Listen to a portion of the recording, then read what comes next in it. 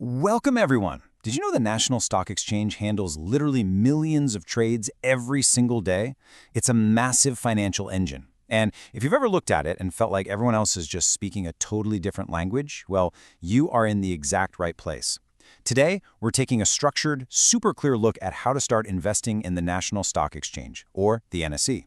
My goal with this explainer is to completely demystify the whole process for you. We're going to strip away the confusion, break down the jargon, and give you a really clear roadmap to making your very first investment. So, ready to buy your first share? It's a big question, isn't it?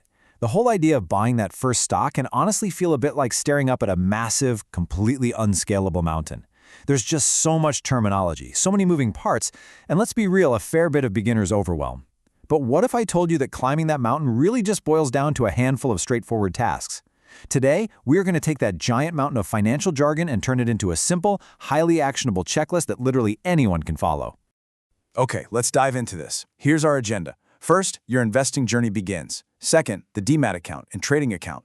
Third, completing your KYC process. Fourth, funding and buying shares. And finally, fifth, monitoring and managing risk.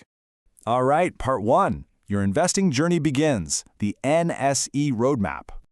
The National Stock Exchange of India is obviously a major player in the global financial market, but getting access to it actually happens in 5 very logical steps. Step 1, opening an account. Step 2, KYC compliance. Step 3, funding that account. Step 4, placing your buy order. And Step 5, monitoring your investment.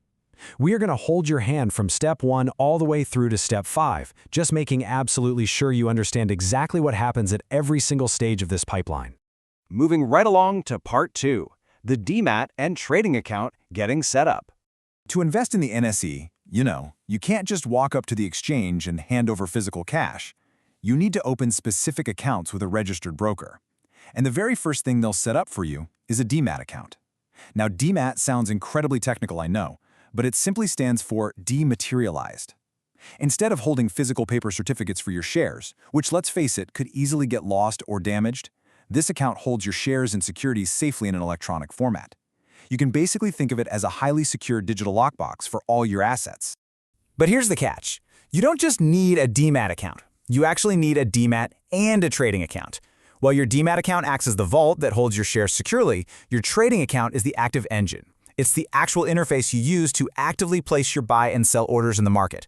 So you need both of these working together. You've got the trading account to execute the transaction and the demat account to securely store the actual asset once you finally bought it. Okay, part 3, completing your KYC process, know your customer. So, KYC stands for Know Your Customer. It might sound like just another tedious, bureaucratic hoop to jump through, but it is a completely standard security measure. KYC compliance is simply the mandatory process of submitting proof documents before you're allowed to open an account. It's essentially the financial markets version of checking your ID. You're just showing your credentials to the bouncer before you enter the club, which protects you, the broker, and of course, the integrity of the National Stock Exchange itself. And I really want to emphasize just how incredibly easy this is.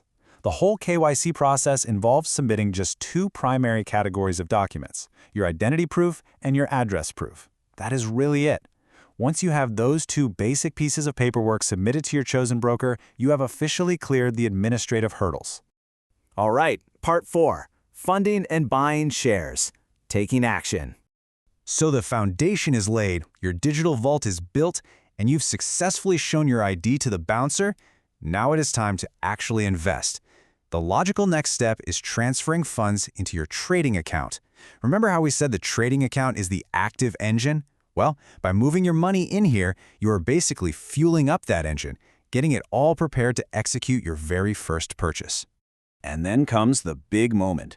After you've funded your account, you simply log into your trading interface and place a buy order for the shares you want to purchase. It really is that direct. With just a few clicks, your trading account takes those funds, executes the buy order on the NSE, and then those newly purchased shares are sent to sit securely right in your demat account. And hey, you have a sheer variety of options for that first purchase. The National Stock Exchange isn't just for buying shares of a single company.